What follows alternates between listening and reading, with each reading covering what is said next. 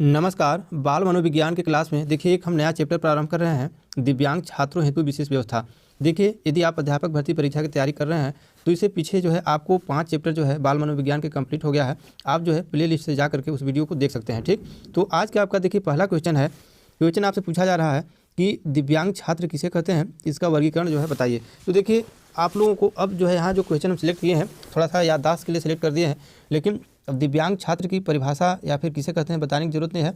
आप खुद जानते हैं कि दिव्यांग छात्र जो है किसे कहते हैं। अब अगर बात करें इसका वर्गीकरण की, क्लासिफिकेशन की, तो देखिए क्लासिफिकेशन जो है इसके 4 तरह से किया जाता है। एक तो देखिए संवेदी रूप से दिव्यांग बालक के रूप में, एक जो है संज्ञात्मक रूप से दिव्यांग बालक के रूप में, एक जो है शारीरिक रूप से दिव्यांग बालक के रूप में, और एक जो है सृजनात्मक रूप से दिव्यांग बालक के रूप में। ठीक, तो आप दिव्यांग बालक को जो है 4 कैटेगरी में जो है बांट करके पहले अध्ययन करते हैं। अब चारों कैटेगरी के अंदर फिर कैटेगरी आएंगे, लेकिन सबसे जो है आपका पहला कैटेगरी है कि इसका क्लासिफिकेशन के 4 रूप है। ठीक, तो यहाँ से ये बात हो गई। आप जो है देखिए इसमें PDF जो है मॉडिफाई किया हुआ है, तो आप वीडियो को रोक करके आप ध्यान से इसको देख सकते हैं। ठीक, देखिए नेक्स्ट आपका क्वेश्चन पूछा जा रहा है। अब देखिए आपको पहला ही जो वर्गीकरण का रूप है संवेदी आपका जो है जो रूप से दिव्यांग बालक, तो उससे संबंधित यहाँ क्वेश्चन आपका बन रहा है। ठीक, क्वेश्चन पूछा जा रहा है कि संवेदी रूप से दिव्यांग बालक के अंतर्गत कौन कौन से दिव्यांगता आती है। ठीक, तो देखिए संवेदी रूप से जो दिव्यांग बालक होते हैं उसमें एक तो पहला नंबर आपका जो है श्रवण बाधित, आपका हेयरिंग इम्पेयर्ड चिल्ड्रेन आता है, पेयर्ड चिल्ड्रेन, और एक दृष्टि बाधित बालक यानी कि विजुअली जो है इम्पेयर्ड चिल्ड्रेन, और वाक विकलांग। ठीक, वाक विकलांग बालक यानी कि स्पीच हैंडीकैप्ड चिल्ड्रेन।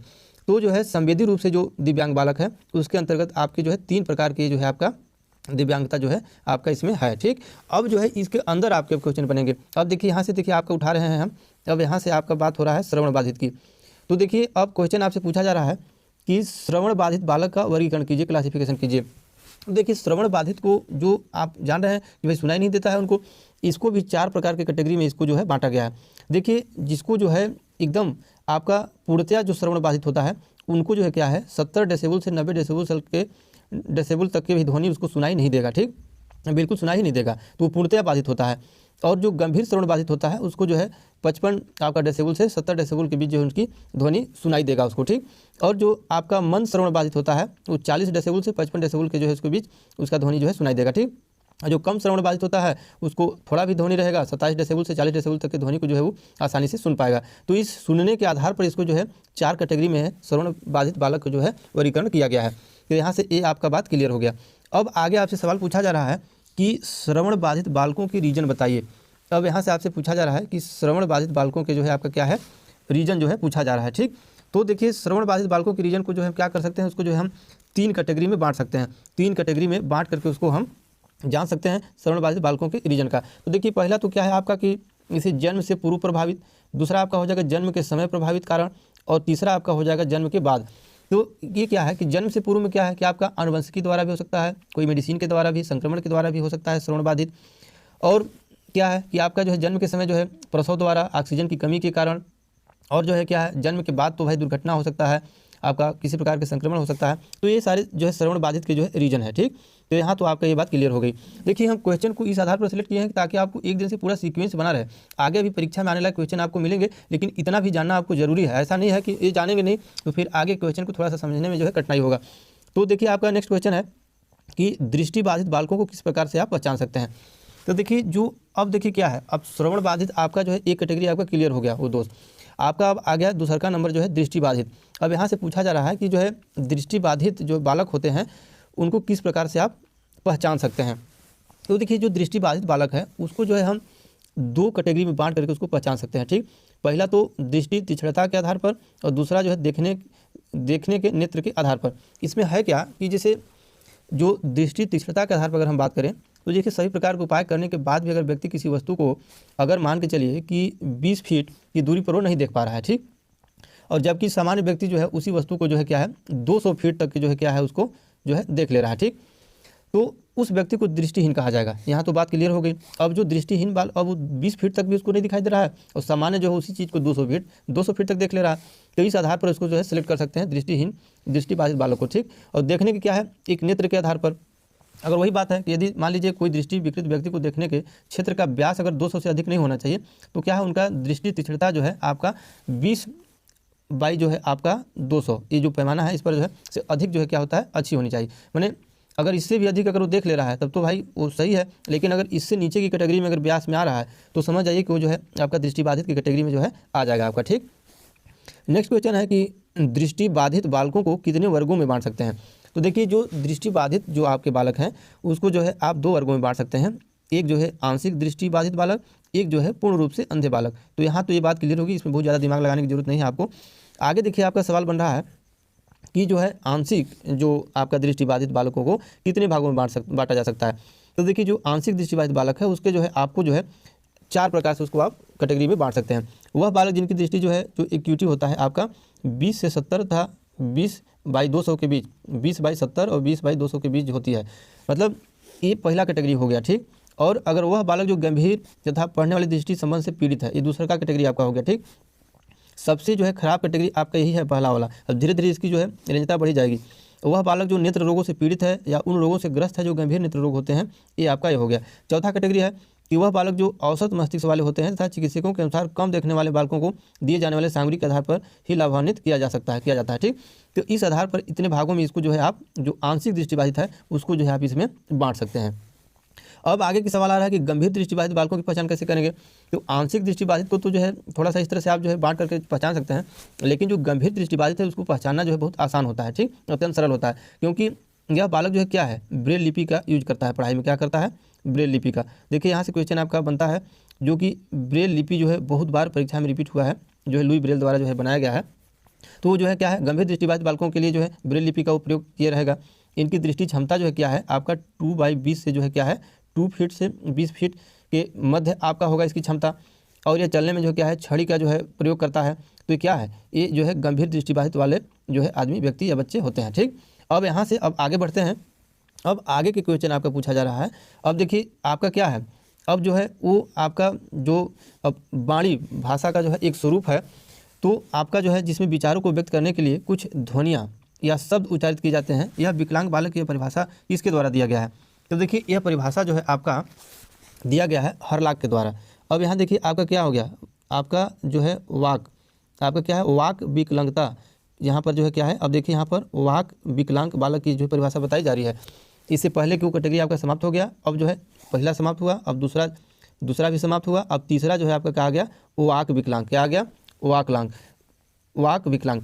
पहला तो आपका जो है देखिए आपका सुनने संबंधित हो गया, श्रवण हो गया, फिर दृष्टि हो गया, फिर अब जो है बोलने संबंधी आपका विकलांग आ गया इसमें। ठीक, तो इसकी परिभाषा यहाँ पर हम टाइप किए हुए हैं। तो ये जो है ये परिभाषा दिया हुआ है जो है हरलाक के द्वारा। ये परिभाषा किसके द्वारा दिया गया है?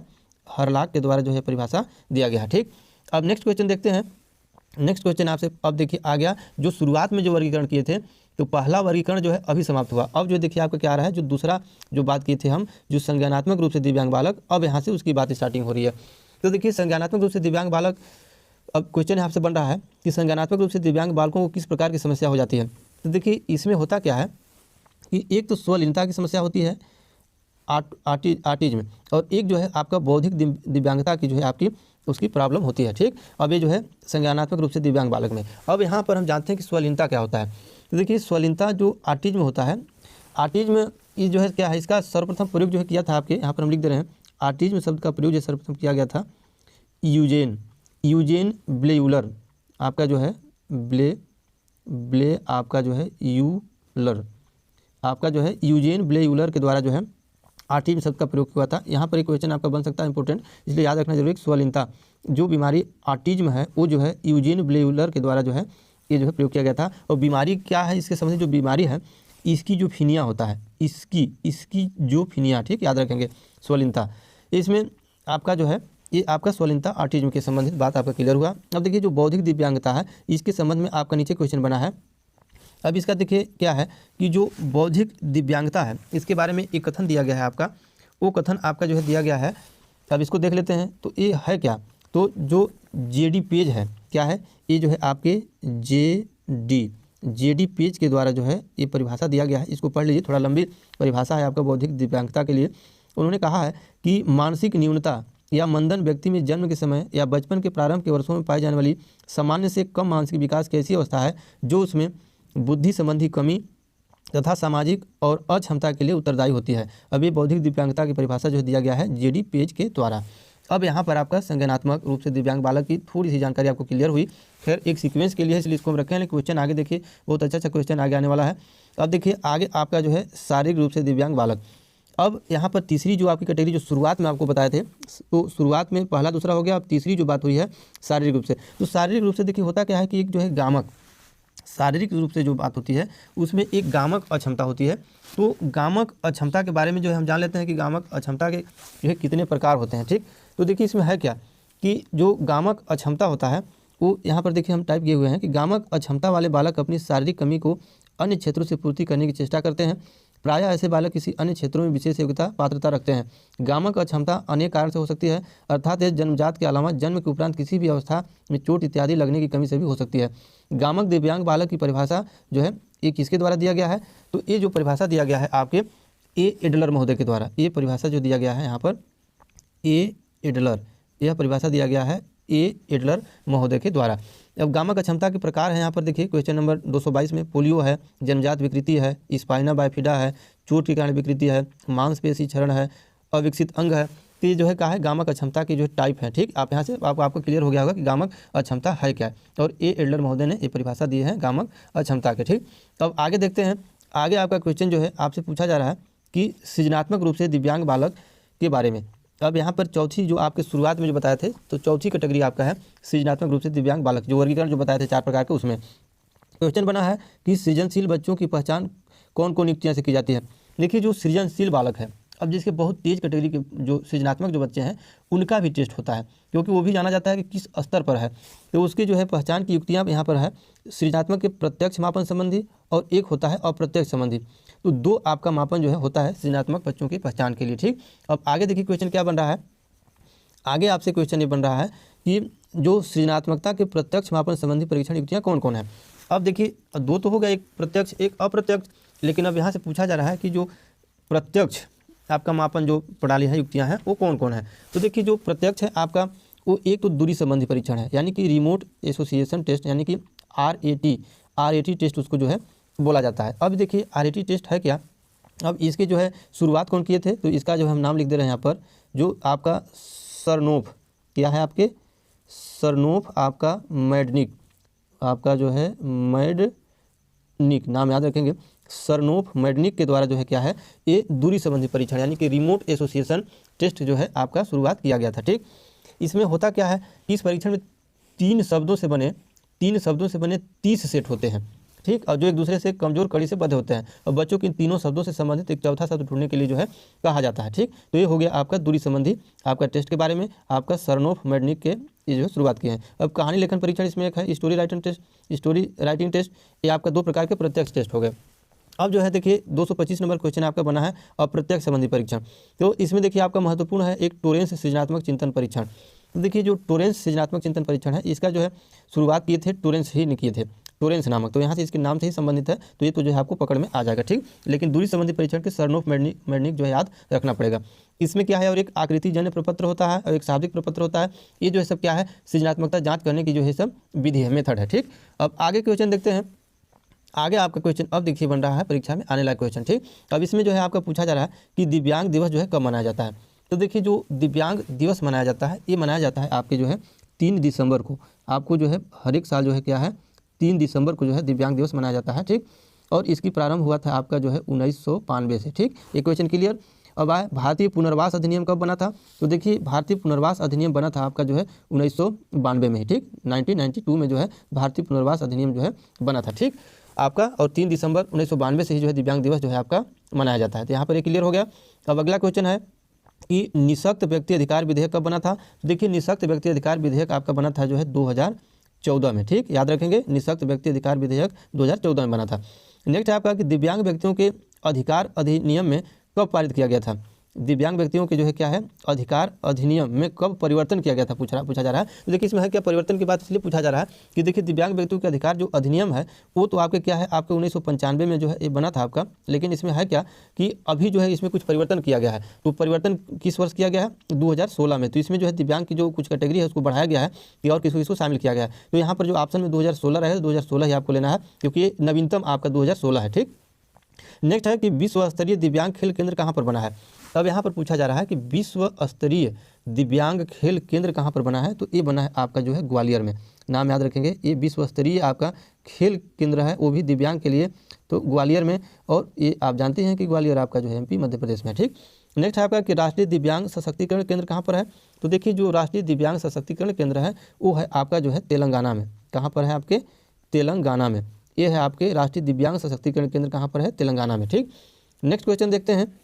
नेक्स्ट क्वेश्चन आपसे पूछा जा रहा है कि राष्ट्रीय मानसिक विकलांग संस्थान कहाँ पर स्थित है। अब देखिए यहाँ पर जो विकलांग शब्द का यूज हुआ है, विकलांग नहीं होगा, सभी में दिव्यांग आप जोड़ करके इसको पढ़ेंगे। तो देखिए आपका क्या है, पूछा जा रहा है ये चार जो आपका जो संस्थान है ना, आपका 31 बजे से 34, ये चारों संस्थान के बारे में आपको याद रखना जरूरी है। एक तो आपका जो है विकलांग संस्थान आपका मानसिक, ये हो गया मानसिक, और ये हो गया आपका दृष्टि, और ये हो गया अस्थि, और ये हो गया श्रवण। चारों क्वेश्चन एक तरह के है, चारों में जो है आपको एक मानसिक संबंधी आपको जानना है। तो एक तो आपका क्या है, ये मानसिक वाला जो आपका है, ये आपका है जो है सिकंदराबाद। आपका जो है यहाँ पर नाम हम लिख दे रहे हैं आपका सिकंदराबाद आपका जो है तेलंगाना में। कहाँ पर, आपका सिकंदराबाद जो है तेलंगाना, याद रखेंगे आपका मानसिक विकलांग संस्थान। ठीक, नेक्स्ट दृष्टि, तो दृष्टि दिव्यांग सशक्तिकरण संस्थान ये आपका जो है देहरादून। कहाँ पर है, देहरादून आपका। ठीक, नेक्स्ट है आपका अस्थि विकलांग संस्थान कहाँ पर स्थित है, तो देखिए जो अस्थि है ये जो है आपका संस्थान है आपके जो है कोलकाता में। कहाँ पर है आपके, कोलकाता में। ठीक, नेक्स्ट है श्रवण, तो ये श्रवण आपका ये जो संस्थान आपका है दिव्यांगजन संस्थान, ये है आपका मुंबई में। कहाँ पर है, मुंबई में। तो ये चारों संस्थान तो आप याद रखेंगे, ये इसमें से कई जो है परीक्षा में बार बार इसको रिपीट होता है। मानसिक जो है सिकंदराबाद तमिलनाडु, सॉरी तेलंगाना, और जो है आपका दृष्टि जो है देहरादून, अस्थि आपका कोलकाता, और श्रवण जो है मुंबई में। ठीक, अब आगे क्वेश्चन आपका बन रहा है कि विकलांग का दिव्यांग नाम कब चेंज किया गया था। तो क्वेश्चन हम इसको ऐड कर दिए हैं क्योंकि इसका भी जानकारी आपको जरूरी है, क्योंकि एग्जामिनर का दिमाग कहाँ से घूम जाए। तो देखिए विकलांग का दिव्यांग नाम जो है चेंज किया गया था आपका जो है दिसंबर 2015 में। दिसंबर 2015 में जो मन की बात कार्यक्रम था, तो माननीय आपका जो है पीएम नरेंद्र मोदी जी के द्वारा जो है सबसे पहले जो है दिव्यांग नाम चेंज किया गया है दिसंबर 2015 में। तो यहाँ पर ये बात आपका क्लियर हो गया। अब आगे क्वेश्चन देखते हैं। आगे क्वेश्चन आपका क्या कह रहा है, क्वेश्चन आपसे कह रहा है कि अधिगम अक्षमता का सर्वप्रथम प्रयोग किसने किया था। तो देखिए अधिगम अक्षमता का प्रयोग, अब अधिगम अक्षमता की बात यहाँ पर आ ही गई है, तो आपको बताते कि जो है देखिए आप अगर एक सीक्वेंस में शुरू से पाठ चैप्टर 1 से जो है आप बाल मनोविज्ञान के यदि हमारा वीडियो देखेंगे, तो इससे पीछे वीडियो में जो है अधिगम अक्षमता के बारे में विस्तृत जो है हम बताए हैं। तो वहाँ से जो है आप अधिगम अक्षमता के बारे में और जानकारी आप ले सकते हैं। और जो कुछ जानकारी यहाँ जो इंपॉर्टेंट जानकारी थे उसको यहाँ पर हम रख लिए हैं। तो अधिगम अक्षमता का सर्वप्रथम प्रयोग जो है किया था सैमुअल किर्क ने। कौन किया था आपके, सैमुअल, आपके जो है सैमुअल किर्क, नाम याद रखेंगे सैमुअल किर्क। ठीक, आपका 1963 ईस्वी में जो है आपके अधिगम अक्षमता का प्रयोग जो है सर्वप्रथम जो है किए थे। ठीक, अब कर्क रोग संबंधित है क्या से, देखिए कर्क रोग जो है आपसे संबंधित है जो है अस्थि से। कहाँ से, अस्थि से। अब इसमें क्या है आपका, ये जो है बोन कैंसर होता है। ये कर्क रोग क्या होता है आपके, बोन आपका जो है कैंसर। ठीक, यहाँ पर ये बात क्लियर हो गई। अब आगे आपसे सवाल पूछा जा रहा है कि ऑडिटरी प्रोसेसिंग डिसऑर्डर विकार है। ठीक, अब जो है देखिए जो ऑडिटरी प्रोसेसिंग डिसऑर्डर जो विकार है ये श्रवण संबंधी विकार है। क्या है आपके, ये जो है श्रवण संबंधी जो है विकार है। ठीक, श्रवण संबंधी विकार। नेक्स्ट है आपका कि ट्रेलर फ्रेम क्या है। देखिए जो ट्रेलर फ्रेम है दृष्टिबाधित बालकों के जो है क्या है, ये प्रयुक्त उपकरण है। ये तो ऑडिटरी प्रोसेसिंग डिसऑर्डर श्रवण संबंधी है, और ट्रेलर फ्रेम जो है क्या है, ये जो है दृष्टिबाधित, क्या है आपके जो है दृष्टिबाधित, तो ये जो है दृष्टिबाधित बालकों के लिए प्रयुक्त उपकरण है। ठीक, नेक्स्ट है आँखों की जांच के लिए प्रयुक्त चार्ट को क्या कहते हैं, तो इस चार्ट को कहते हैं स्नेलन चार्ट। क्या कहते हैं, स्नेलन, ये कहा जाता है आपके जो है स्नेलन जो है चार्ट। ठीक, नेक्स्ट है सेरेब्रल पाल्सी के संबंध है। तो सेरेब्रल पाल्सी है, इसका संबंध होता है आपके मस्तिष्क में अगर किसी प्रकार के अगर विकार है तो वहाँ से जो है, यानी कि मस्तिष्क के विकार से आपके संबंधित है सेरेब्रल पाल्सी। ठीक, नेक्स्ट है आपका कि आपका ब्लेफराइटिस एक विकार है क्या की, तो ये देखिए आपका एक विकार है आपका जो है आँखों की पुतलियों में जो सूजन हो जाती है तो उसको जो है ब्लेफराइटिस जो है बोला जाता है। ठीक, नेक्स्ट तो क्वेश्चन आपका यहीं पर आपका जो समाप्त हो जाता है। देखिए 242 नंबर क्वेश्चन आपके जो है कंप्लीट हो गए बाल मनोविज्ञान के, और यहीं पर आपके क्या है कि बाल मनोविज्ञान के जो है क्या है चैप्टर भी जो है आपके जो है समाप्त हो जा रहे हैं। ठीक, तो देखिए हमारे पीछे वाले वीडियो इसमें क्या है कि आपके जो है जीवन कौशल, शिक्षण कौशल, बाल मनोविज्ञान और सूचना तकनीकी 4 विषय के जो है कोर्स आपके कंप्लीट हो गए हैं। आप चाहेंगे तो प्लेलिस्ट से जो है सारे वीडियो को देख करके आप अध्यापक भर्ती परीक्षा की तैयारी जो है कर सकते हैं, अपनी जो है ज्ञान को बढ़ा सकते हैं। तो आज की क्लास में बस इतना ही।